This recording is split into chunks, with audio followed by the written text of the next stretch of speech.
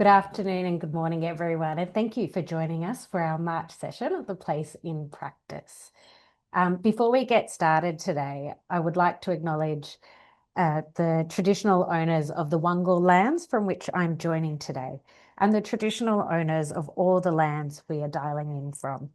I pay my respects to elders past and present and extend that to those joining us today. I want to acknowledge the wisdom, generosity, and leadership shown in caring for country over the generations. If you've not had the chance yet, please feel free to drop what lands you are coming from today, because it's always really nice to see the diversity of places we're dialing from. So if we go to the next. So as I said, this is our third Place in Practice session. And for those who might be there first, I just wanted to give a quick recap. The Place in Practice session is a 1 hour monthly session that's really a drop-in and a chance for us to share with you what we're developing or thinking about and exploring, and hear how this is resonating or reflecting your experiences. And it will vary month to month. The first two that we started with, we started by introducing the 12 elements framework and really kind of sharing how we think place-based change is happening based on what we've been hearing to date. And then we started really focusing in on a particular part of that, looking at how do we make decisions closer to the communities that are affected by them, and looking at valuing local knowledge and responding to local context. And from those chats, it was really clear from people about the importance and recognition of how do we bring in community voice more, and what can we do to amplify and support that. So that's led us to our session today, which is on community governed structures. And we're going to go in a bit deeper and how do you support community voice in these places. On the Place in Practice site, which is linked to the Place website, you'll find the recordings of the previous two sessions too, if you've missed them and you do want to go back to them. If we go, just always a bit of housekeeping. We will have the chat function available today, and you can use that at any time to drop in questions, examples, or comments. If we can't get to it all today, we do take note of them and we will follow up. You might be happy to know we don't have the Slido this month, but we are going to have breakout rooms, and that's really your space to actively share and engage. The breakout rooms are not recorded, so it is really a chance to have those honest conversations as well. At the end of the session, we will we'll have a survey link for your feedback, because we're always interested in how can we improve, what are the other areas that you are interested in as well. And just as always, to keep the microphones muted unless you're speaking. But we're always happy to see your faces if you do want to put the cameras on. And I'm very glad, as always, to say I'm not doing this alone today, and we'll have my colleagues Eve and Andrew helping us to dive further into this topic today. And of course, everyone here on the call to share their experiences and insights as well. Go to the way we've kind of divided today's session is really that first half with Place colleagues looking at what do we mean by community governed structures, what have we learned, what are we seeing, and then a chance then for you to go into breakout rooms and share your experiences with community governed structures, how it plays out in your community or communities you've seen or might be supporting, what's working, what are some of the challenges, and have that discussion. And then we'll be able to come back in plenary and share some of those insights together. So when we're talking about community governance structures and what do we mean when we're looking at this in the concept of place-based work, people's eyes can glaze over with anything with the word governance in it and start to think it means compliance, it's boards. But what we're really getting at when we're talking about it in the context of place-based work is that it's about decision making and what's the role of community and mechanisms to support community voice to guide and oversee and make decisions about the priorities, fundings, and performance that affect them. So getting down to, again, making the decisions closer to the people that are affected by them. And this can come in informal and formal ways. So where we put community governance structures when we're talking about the framework and why we see it as a key element of place-based change is that one, we recognise that this is not a new concept in a lot of communities. They're already organising themselves in different ways. There may be already structures of governance. But we're saying that it's key to helping those decisions come closer to the ground. And they're supported, like we've talked about as well, a lot of the elements are interdependent. And so you can have the structures in place, but if we don't also have the practices and the processes in place that can affect how sustainable or the long-lasting change of the governance structures that we might have. So when we're looking at it here, we're seeing that independence to the topics we've been talking about before, which is responding to local context, valuing local knowledge, and investing in local leadership. And these things really underpin strong community governance structures.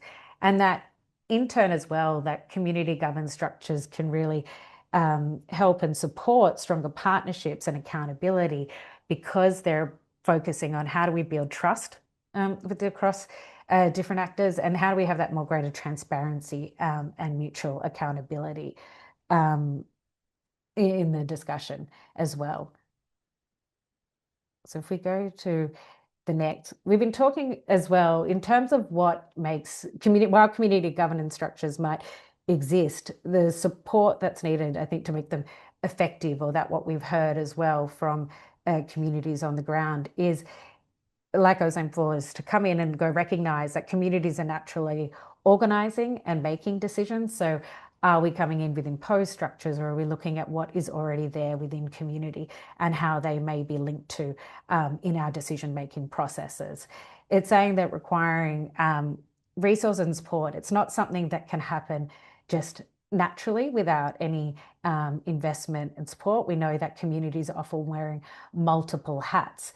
If you're going down the road of more formal governance structures like boards, some of these roles might be new for people for the first time. So is there the training and the support there to really understand the different roles and responsibilities? And there's the elements of basic coordination. So getting people who are very busy from different areas just to the table and to be able to have those governance and discussion meetings about the decisions. Is there someone supporting that coordination? So I think that's just really key. What say to emphasize is that support and reinforcing community government structures and what we can do to enable them. And also what we're seeing a lot of place-based initiatives is that they evolve, they're not static. They're looking at community priorities. How do community priorities evolve over time? So similarly, are the structures that we have in place to make decisions responsive to those different needs of community as they continue? So having that flexibility and reviewing those governance structures can also help strengthen the decision-making processes in a place-based initiative. So to help me flesh this out and take this from the conceptual to the real, I would like to introduce my great colleagues, Andrew Davitt, who is the Director of Collaborative Solutions, and Eve Miller, the Director of Data, Evidence and Practice, to share with us from their extensive experience looking at these issues of what they think some of the considerations are or points that are missed when we're thinking about community voice in governance structures. And then maybe what are some of the examples you've seen of how voice can be integrated or enabled within these structures. So I'll invite Andrew to come on, Andrew and Eve. Thanks, Kaya. It's great to be here and to see such a diversity of representation in the people who are on the call as well. So a lot of community organisations and those working with community, which is great. I might just circle back to something you spoke about at the start, which is kind of what is community governance? And whilst it might be something that you kind of start to yawn about, it's actually it's a pretty relational and really critical piece to how you organise and lift up the voice of community and arrive at a point where you can actually identify what your priorities are and how you're going to start to take some action. I think that perspective on governance is really interesting. Some people hear boards and constitutions and compliance and paperwork, and for a lot of us, we hear relationships, trust, and voice. And I think that's a lot to do with the perspective you're coming at it from. And it's a bit of a theme that I'll circle back to as I'm talking over the next few minutes. I think a critical starting point is that governance doesn't mean formal structures. It doesn't need that to function. It's about how your decisions are made, who's got authority, how voice is being heard, what does accountability look like, and whether that happens informally, formally, or somewhere kind of in between doesn't really matter, unless you're getting into a very specific context. Essentially, community governance sits at a kind of intersection of legitimacy and accountability. If you're going to have something called community governance, it has to be owned by community in some way. It has to be accountable to community some way, or it's not got the legitimacy that it needs. Um, I think in looking at the slide, and you can poke holes in this as much as you want. It's basically trying to demonstrate that you can go from a less formal to a more formal, or a unregulated to a regulated space in a context around community governance. And there's different ways in which that can facilitate engagement in other processes that are important to community. And there's points at which some things won't be accessible unless you're a particular type of organisation. So particularly if you're interested in kind of large program delivery. But one of the challenges along that kind of continuum is, how do you maintain that legitimacy? And how do you ensure that that community voice continues to come through so that it doesn't get lost in the noise of program delivery or contracts that you might have to deliver? The governance mechanisms themselves, community governance can emerge from a range of different starting points. And I think we've seen examples of where they've been led through a handful of people who've had a shared vision for a better future in some way at a community level. And they've started to engage in conversations and tried to do different survey approaches, and tried to see what's the level at which that issue sits for community, and who else is interested in it, and how can they sort of broaden out the scope of people who are involved in that work and start to actually build some critical mass to get things done. Where another example might be where service providers, for example, are saying, actually, we're not sure how to engage community here, or we haven't got a ready way forward to engage with the breadth of community we need. How can we actually start to support something to come together at a community level? Perhaps a slightly more unusual example of that is where government can also be involved in that. But essentially, where you start from does matter. It matters because it goes down to what's the level of community ownership of that at the starting point. And if community doesn't own it at the beginning, how do you build that in over time so that ultimately it becomes community led? And within that, priorities can change. So if you've come from a context where it's been led by service providers and government, for example, the priorities that they've identified as important to them may not necessarily align completely with ones that come from community. So there can be a bit of a sorting hat thing that needs to happen. I might just jump to kind of going back to this continuum piece. I think where it gets interesting is where you're looking at moving from being able to participate in the design and decision-making process to actually being part of implementation. And there's some real challenges there for funders when it comes to how do we actually have some assurances around how funding is going to be used and the capacity of organisations to be part of that. And quite often there's a push for community organisations to move into that more formal structured piece where they can hold funding and hold large amounts of data and manage privacy and all these other compliance things that can be a real challenge. I think there's one of the interesting things that we've seen both through our listening tour, but also since, is where organisations have moved into that space. So community organisations have developed into program deliverers, service deliverers, and they've then recognised that they've lost some of the connection back to community, and been looking at how do we rebuild that. And I think that's a really interesting question at that decision point about, do we build into service delivery or not? There's something in all of that about the lack of an effective way for community organisations to engage in shared decision making with government and other funders that forces communities often to take the reins and become the service provider or become some part of that servicing system. but it does have some consequence, or at least something that needs to be really carefully thought through in terms of how do you maintain that community control and community legitimacy when you're building into a more skills-based and more regulated space as well. There's a few other things that are worth thinking about in the community governance context that um, are often really live to the people who are doing the work, but can be a bit hidden from people who are working around them.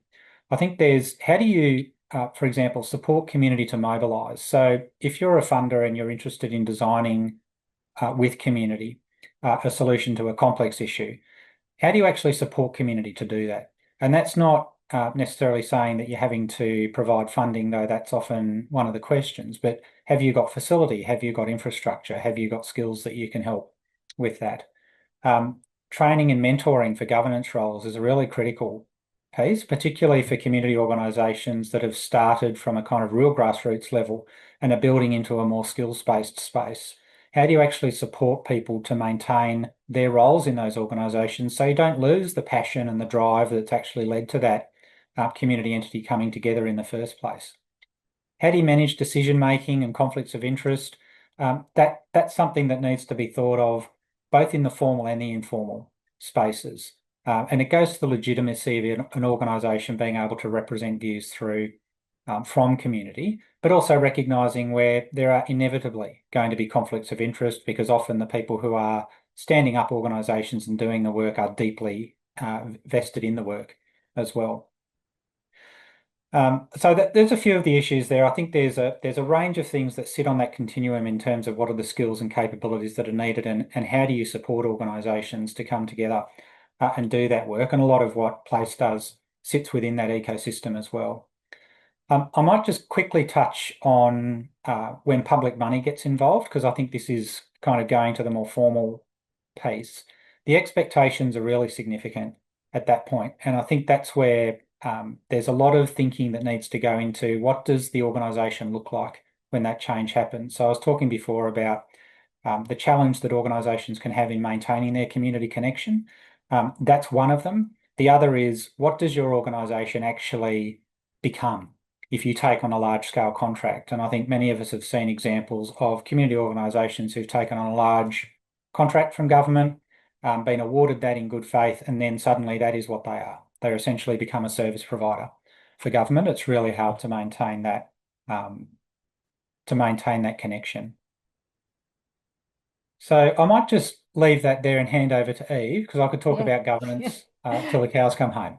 And I think we'd really want to listen to that, Andrew. So I think that, but I want to pick up on a point you were talking about and to throw to Eve is that you mentioned it does matter, right, where you're starting at and what the level of community involvement will be. So if Eve, you can kind of build on some of the structures we are commonly seeing in governance. So I'll hand over to you.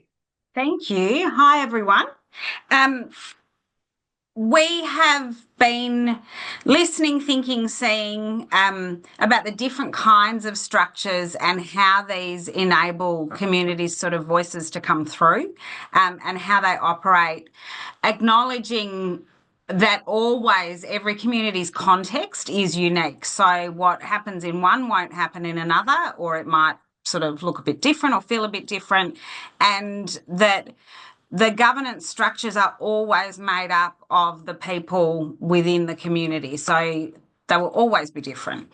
But in terms of some of the different sorts of community governance structures and how they play out, cultural governance exists in communities in a whole variety of ways and will operate in a whole variety of ways that are, again, unique for that community and are really important to understand, respect and acknowledge, and often will create the framework for how other governance structures may operate, but are a really strong sort of underpinning for lots of communities. My guess is the most common that we see in this space are the community-owned not-for-profits. So where a community organisation has been established, and these have legal obligations, and often have boards, committees of management that are usually volunteers, and so there is a sort of process around thinking about who's on the board, which skills do you need, but also how do you maintain the representation. And a really well-functioning board will help you maintain that sort of representation and also staying true to the purpose. Informal volunteer groups and associations are in that sort of spectrum as they're not so formal, they don't need to be so formal, but they still have some structure. Community advisory groups and councils can work really effectively to bring the voice really directly. And can be established to have really direct say over issues that matter and are also important. We were having this discussion yesterday about where organisations are auspiced within a sort of, whether it's within a health organisation or local government or somewhere else, that having community advisory groups or councils where the structure of the organisation doesn't have that sort of representation on your board is a really good way to stay connected to community and have that voice come through. And then there are sort of formal corporate representation mechanisms, so where you have community representation that's been built into the structure of formal corporate settings.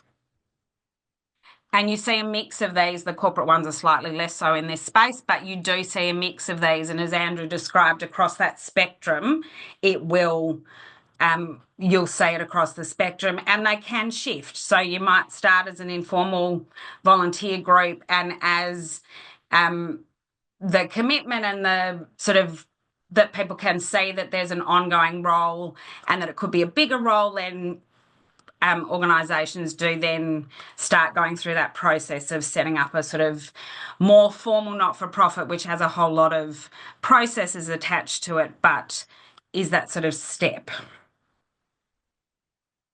Might just stop rabbiting on there. I'm really looking forward to hearing what other people are experiencing. I think we sort of see a snapshot, but I'll be interested to see how the discussions go.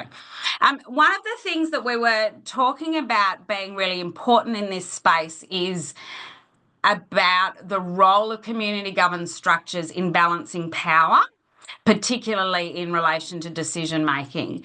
And so I started describing to Kaya this fantastic description I had heard from a leader of a place-based initiative who, people often talk about having a seat at the table and how does community get a seat at the table. And this person had taken the whole sort of analogy further to say that it's not just about the seat at the table, it's about who built the table, who decided the table was a table, who decided which chairs sat there, what you do at the table, etc., etc. And so in terms of balancing power, I think that's just a sort of a way of describing that it's not just about having a seat at the table. It is also about understanding the kind of design of the table.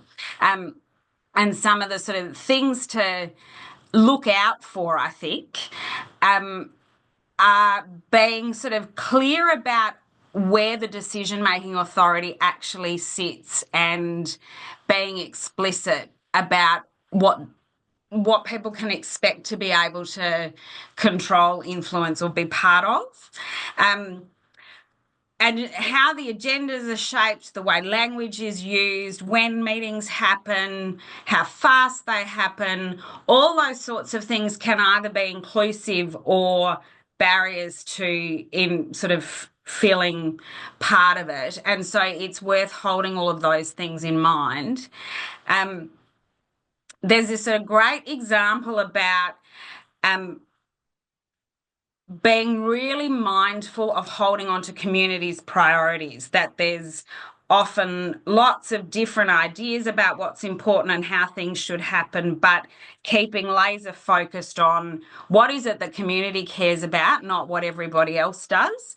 And so starting with the community defined priorities and keeping the focus, and also noting that the sort of stepping into governance roles is not really anybody's natural space. And so particularly for community members who don't see themselves in these sorts of spaces, that creating the opportunities to test, try, get a sense of it, but also to have roles and to have people playing roles that enable the translation between what a community priority is and what that might mean up the line, but creating the sort of bridge between them so that whoever is sitting from the community and doesn't feel like what they meant or what was important to them suddenly translated into something that is unrecognisable. And one of our kind of key themes in the whole of the sort of 12 elements is around accountability and that the feedback loops, and so closing the loop and showing community what the result of their input has been and how it's influenced things and how it might influence things is also really important. But community governed structures are a really powerful way of balancing power. So for all that there can be challenges and complexity, it is a really valuable structure that enables community to take their seat at the table or indeed even build the table. Thanks, Eva. We're really close to moving to that community discussion you want to hear and from participants. But if you also want to reflect on, like I said, some of the considerations, regardless of whether your structure is informal or formal, that you might want to take into account on the next slide. Thanks. Sure. So we've heard some really interesting examples of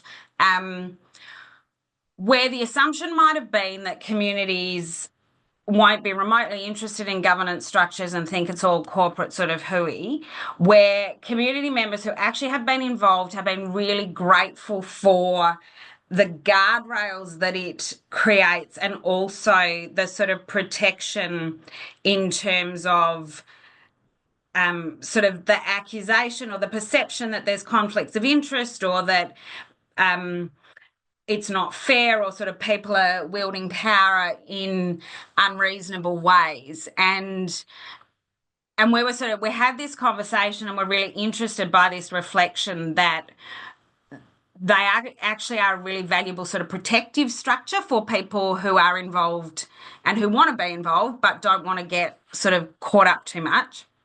In terms of things you might consider when you're looking to set up those structures, whether formal or informal, terms of reference or a charter, which was my point about the previous comment, where you actually do set out and articulate exactly what it is that you're agreeing to do and how you're agreeing to do it. And the process of developing a terms of reference or charter can be a really valuable way of getting to shared understanding and shared agreement about what it is that's happening. So as the slide sort of talks about in terms of getting really clear as a group, what's the shared objective and purpose? And so what are you here to do? What aren't you here to do? And how's it going to serve the priorities? The membership question is really important, both in terms of whose voices are represented, because there can be situations where it's a group of people who are really focused on a particular issue, but that's the question about whose voices aren't we hearing and whose voices aren't at the table can be a good reflection point. At a sort of more formal level, who has voting rights? Because there are a whole range of structures where not everybody has equal voting rights, or there are some observer positions, or there are different structures. And so being clear about who's got voting rights or whether there are limited things. Principles and ways of working, talking about how we're actually going to do it, how do we address the power imbalances. Decision making, as Andrew alluded to earlier, how the decision's made, is it majority, unanimous, quorum, managing conflicts of interest. Again, Andrew gave some context to this. Roles and responsibilities, accountability, conflict resolution, and being really clear about the legal requirements which comes with which type of governance structure. So all of these things are worth thinking about in the early stages. And I think at one level, sort of not assuming that there won't ever be a challenge, and it's much easier to address these things before the challenge arises. Thanks so much, Eve. That's great. And both to Andrew and Eve for helping us unpack that. And I think reflect the diversity in governance structures and the way that community voice can be included. I'm not seeing any questions in the chat. So if you do, we'll save those for when we come back into plenary. But now we really want to go into our breakout rooms and hear from you. So you've heard from Andrew and Eve about kind of the different structures and ways we've been hearing about, but it's your chance for those who are working and supporting to think about the different examples you have in your context, what's been working, some of the challenges.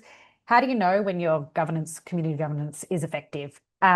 You'll have a place staff member in each of the rooms, but it's really your space to take these questions and go, and then we'll come back for reflections. I hope everyone had engaging discussions as we had in our room. It was great to hear more examples and learn from others where they're at on that continuum.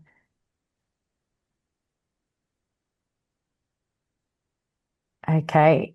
I think we've got most people. So I'm going to open the floor now as well. If anyone wants to reflect something they heard from their chat that was a bit of an aha moment or a great example, something you want to know about, please feel free to raise your hand, put it in the chat.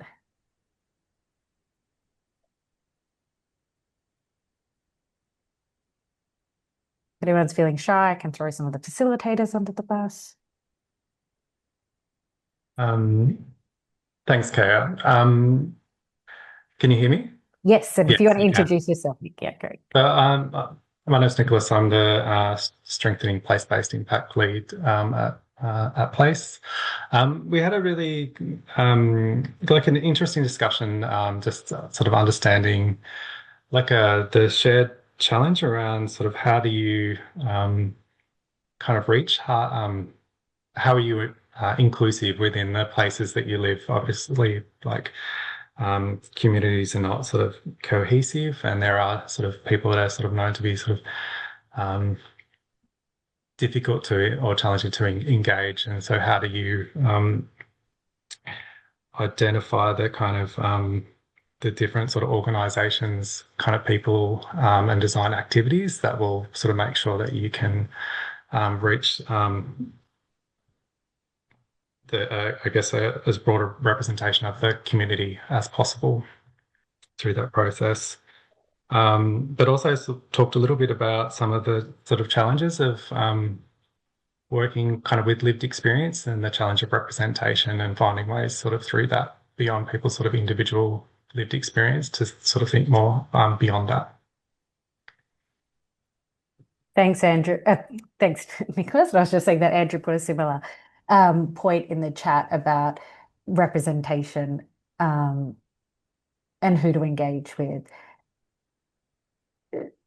Shima's also put in some comments about some interesting structures. I don't know if you want to come in, but it was so interesting to hear about the different manifestations within the discussion. I'm interested in this community of businesses that's been put there.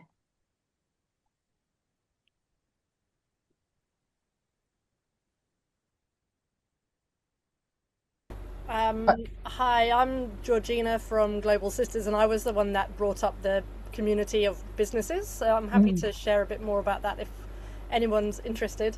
Thanks, Shima. So I'm from the UK, and I've just started at Global Sisters. I've moved to Australia about 8 years ago. I'm the head of place and community at Global Sisters, and my experience in the UK has been around setting up business improvement districts, which is very similar to Main Street programs that you've got here in Australia. And what I was saying within our meeting was that governance structure within the business improvement districts was very, very, very formal, with AGMs and certain number of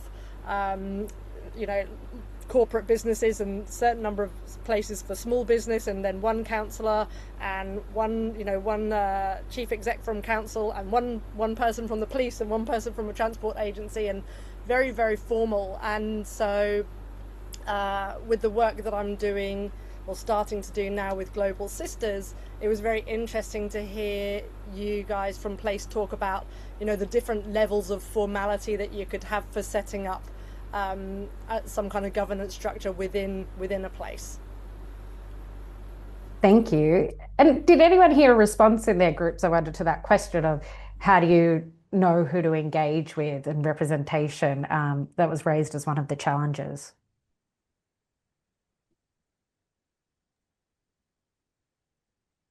It's fine if you don't, you can always come back to us, but I'm just... Kaya, I'm happy to Yeah. jump in quickly, and just like it's so context dependent, right? You wouldn't engage in a remote community context without really understanding who the groups are and what's the best way to kind of build some level of relationship there, so that people understand what you're trying to achieve, and like, why are you talking to us, and why would we want to talk to you? So I think it's really context dependent, and there are opportunities for people to reach out to Place if they're really struggling with that. I think we were in our group before, just talking about, one of the challenges is, where do I start? And it can be really hard to know. Sometimes I think people make it really hard for themselves by getting kind of a bit too wound up and getting too worried about the conversation, and like you kind of don't start because of the fear of saying the wrong thing or engaging with the wrong group. And I'd encourage people to be fairly bold in that piece. Like, the worst thing you could do is not try to engage, I think, and community will quickly help steer you right, if you're not engaging with the right people or in the right way as well. I was also just on Georgina's point around the business piece. It was really interesting on the listening tour, how many community organisations were actually established through business leaders locally, and how often business was really involved in that. And that could be for a range of different reasons. And that's really live still, right? So you still see a lot of that happening, and a lot of that auspicing kind of role that business can have in that space. I think one of the things we're really interested in is how does that change over time? So where a community organisation starts from and kind of moves to over time can be a really interesting process of change and refinement, and change of direction and priority as well. So where you start may not be where your kind of midpoint is, and may not be where you end as well. Like, may not be where your kind of final form sits. Yeah, thanks, Andrew. And I hope that continuum, and we had that discussion, helps people see that there are these different entry points and ways and the evolutions that happen with governance. We are 1 minute to wrap up. So I just wanted to share as well, on the Place website, we do have resources as well around some of these topics that we're discussing. And if you have more, or you're in your workplace finding things that are effective, please do feel free to reach out. And if we go to the next slide, like I said, we always love to hear your feedback and what topics you want to know, how we could improve, what was interesting. So we've got this up. We'll also send the link, but you can scan this now while we have that kind of closeout.